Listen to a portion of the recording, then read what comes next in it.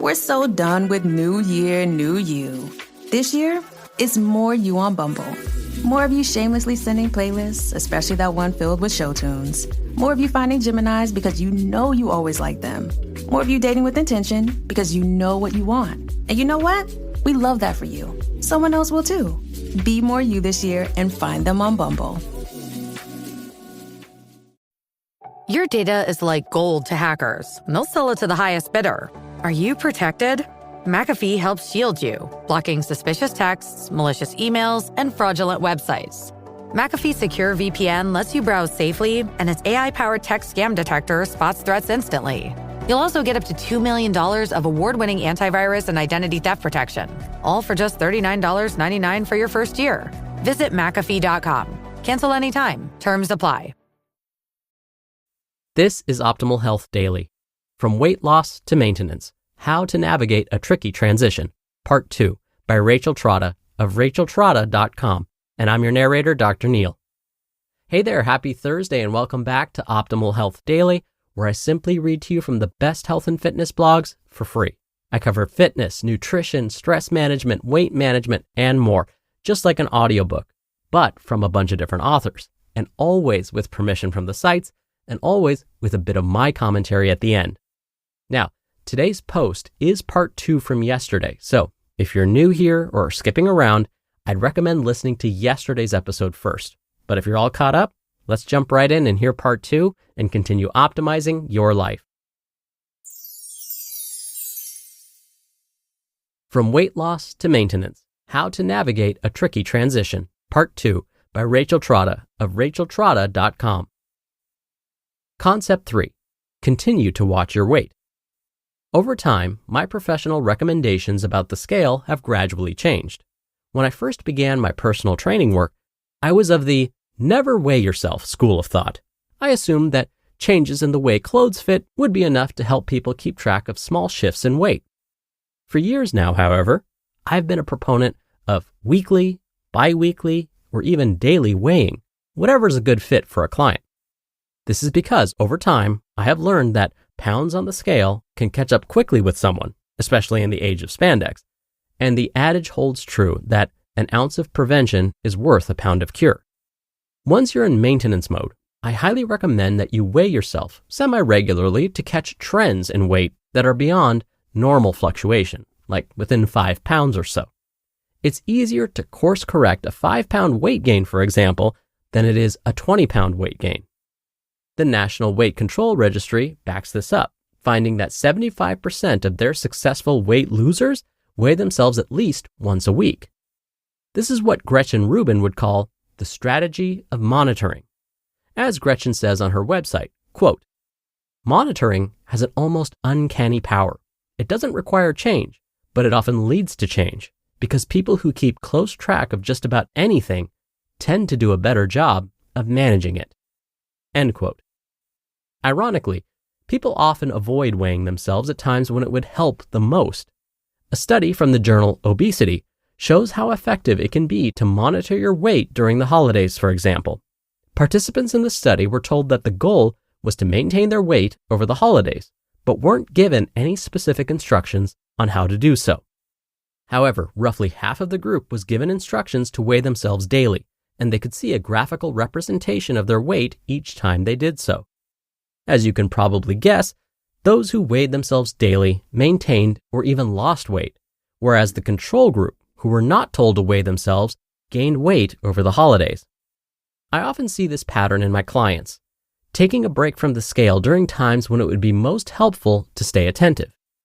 For maintenance, my advice is to stay on top of your weight with at least a weekly check to make sure that things aren't trending in a direction you don't want. By the way, the kind of course corrections that work are usually very small shifts rather than dramatic overhauls. So don't worry that weighing yourself over the holidays means you're going to have to miss out on a favorite treat or deprive yourself. On a practical level, I always advise using the app Happy Scale for my weight loss clients. It gives you the graphical representation of your progress, and you can also set it so that you always see your moving average instead of your daily weight. This helps to smooth out natural fluctuation so that you see trends instead of spikes. Note, I would define weighing as being a good fit for an individual if they do not struggle with an eating disorder, disordered eating, or severe body image issues. Concept 4. Remember that the same tools will always work. For many who have lost weight, it's easy to relax back into old habits. It often happens gradually. A few more meals out here, a few less workouts there, and you suddenly panic when your jeans don't zip up as easy as they used to. Take a deep breath. Relax. The good news is that whatever you did to reach your goal weight will still work, albeit with some modifications sometimes. Often, all it takes is some old-fashioned tracking and self-honesty. For a week or two, use monitoring and tracking to answer questions like, how many total minutes did you exercise in 1 week?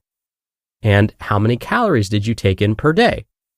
And how often are you dining out? How is your consumption of lean protein, fruits and vegetables and whole grains? And how many treats are you having, or how many exceptions are you making per week? You can also expand this line of questioning to ideas like, what's going on in your life? Are you extra busy?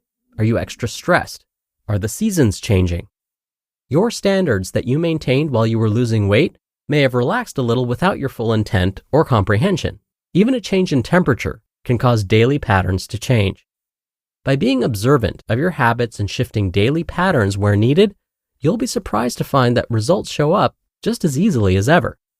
But what if you just can't muster the motivation? Concept 5. Tackle fresh goals. Sometimes the extended experience of slow and steady weight loss can create a kind of mental burnout. It's often disappointing that once you lose weight, you have to maintain some level of focus and work to keep it off. Wouldn't it be much more fair if the weight just stayed off after all of your hard work? But as someone who has lost 50 pounds myself, I know this is wishful thinking, and the kind of thinking that leads to regain. Unfortunately, some people find it hard to get back in the right headspace for weight maintenance once they've lost weight. They're just over it by that point. So how do you muster the motivation to keep going? I highly recommend refreshing your goals every 3 to 6 months, even if you're still on the weight loss journey and haven't reached your goal yet. This helps to keep burnout at bay and keep life interesting. It's important that these goals support weight loss or weight maintenance, but aren't exclusively focused on it. For example, if you've been focusing diligently on losing weight for 3 months and have successfully lost 10 to 15 pounds, I think it's time to train for a 5K or learn how to do a pull-up. Also, you could switch up your approach to nutrition by trying new recipes or making a dietary switch for which the writing has been on the wall. For example, say you've known for a while that you need to cut out dairy because you experience painful belly cramps whenever you have it. Now might be the time to do that. These small changes can breathe fresh air into a dead routine, giving you the motivation you need to keep trends moving in the right direction.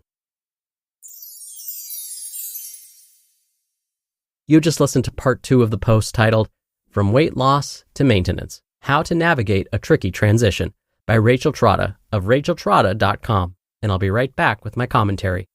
You just realized your business needed to hire someone yesterday. How can you find amazing candidates fast? Easy. Just use Indeed. Stop struggling to get your job post seen on other job sites. With sponsored jobs, your post jumps to the top of the page for your relevant candidates, so you can reach the people you want faster. And it makes a huge difference. According to Indeed data, sponsored jobs posted directly on Indeed have 45% more applications than non-sponsored jobs. One of the things I love about Indeed is that it makes hiring so fast because it filters out incompatible candidates. There's no need to wait any longer. Speed up your hiring right now with Indeed. And listeners of this show will get a $75 sponsored job credit to get your jobs more visibility at Indeed.com/health. Just go to Indeed.com/health right now and support our show by saying you heard about Indeed on this podcast. Indeed.com/health. Terms and conditions apply. Hiring? Indeed is all you need.